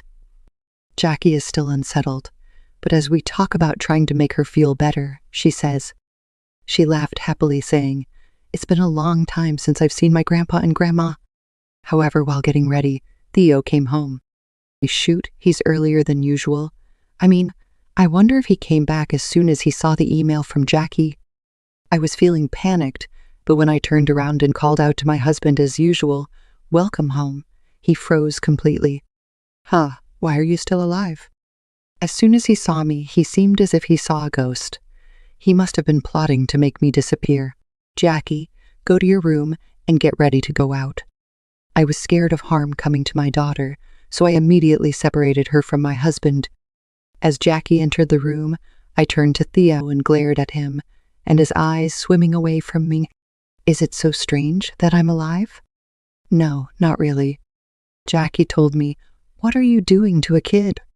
My husband looked impatient for a moment, but he immediately clicked his tongue in frustration and then muttered, "So she told you." He seemed to think I couldn't hear him, and he quickly got calm again. "What the hell are you talking about?" "You taught her that if she don't defeat me, she's not going to be a respectable magical girl, right?" "That's what the kid said." "Don't be serious." It seems that he intended to treat me by saying random things, but doesn't he realize that his own reaction from earlier says it all? Just as I was about to pursue further, the intercom rang and the conversation was interrupted. When I looked at the screen, I saw my parents standing there with worried faces. In fact, I had contacted them in advance, so they came here to pick me and Jackie up by car. I was going to go to my parents' house if my husband didn't come back, but I decided to leave only Jackie with them, and Theo and I decided to have a serious discussion. First, I printed out the messages from Theo's computer and laid them out on the table. "Huh? What the hell is this? Did you see your email? It's an invasion of privacy. It just looks like you're faking the fact that you were having an exchange that shouldn't have been seen." In the message, Theo and the woman he was cheating on were talking about their love as if they were lovers. Moreover, the husband paid a large sum of money to her, and the reason why he instigated our daughter was even written. "I'm going to use the brat to send my soon-to-be disturbed wife to the other world, and all the money will be mine. So let's be happy together." "What's that?" "You wanted my inheritance and let Jackie do such a terrible thing, didn't you?" "What are you talking about?" "I knew you taught Jackie that she can kill me by stabbing with a kitchen knife." When I listened to the audio that I recorded while talking to my daughter, my husband had a cold look on his face that I had never seen before. "Wow, you caught that too, so it's pointless to say anything more now. If I did it myself, I wouldn't get an inheritance, so I put my wits about it." Knowing that he couldn't get away with it, he readily admitted what he had done. However, there was no remorse, but rather an attitude of fighting back. What kind of parents would let their children kill others on behalf? "Because of you, Jackie almost got into something horrible." "Huh, she's 4 years old. There's no way she's going to get a criminal penalty. She will be dismissed for not being responsible anyway. She's going to be on probation, worst case scenario." "That's not the point. I'm just asking you to think about her feelings. Have you ever thought about how deeply traumatized she could be?" When I heard his words, which sounded he would be fine as long as not getting caught by the police, I felt dizzy as if my eyes were distorted by shock. If his plan had succeeded, Jackie would have lost her mother and even felt guilty that she had caused it with her own hands. I was frustrated for Theo, who only has an easy way of thinking. I told Jackie that bad people don't beat them. They make them reflect. I would have not wished him to go to hell if he sincerely regretted what he had done here. But he doesn't even feel bad, let alone apologize. I decided that I didn't need to be merciful to him. I took a slow, deep breath while telling myself to calm down so that I wouldn't be overwhelmed by Theo's pace. "I'm not going to just divorce you. I'm going to take your money, your job, everything, so be prepared." "Huh, what are you talking about? You can't do that. Where I work has nothing to do with your company. You can't act like that just because you're the president. For starters, I demand alimony for both Theo and your cheating partner. And if you tell your business partner about this, it will ruin your credibility." "No, you can't manipulate me like that. You don't know where my business partner is. It's a trade secret." He laughed at me mockingly. as if he got nothing to worry about. But when I mentioned the names of some companies, he turned paler and paler. That's the person I'm dealing with. How do you know? So my guess was perfectly right after all. It's all my company's business partner and a fellow business owner that I'm personally close to, you know? No way. Then I was appointed as a sales representative because I didn't talk them into anything, but I do have small talk between business meetings. I've mentioned my husband's name and the company he works for, so I can't say that it doesn't affect them. Theo thought that he was the only one who was appointed by the other party and was in charge. In fact, the fact that it was because of me seemed to be enough to crush his pride, and he nodded in dismay. In addition, he realized that my influence was greater than he thought, and that his current situation was very bad. Then he began to tremble with a pale face. Eventually, he bowed his head so vigorously that he thought he was going to kneel down and hit his forehead on the floor. It was my bad. I'm so sorry.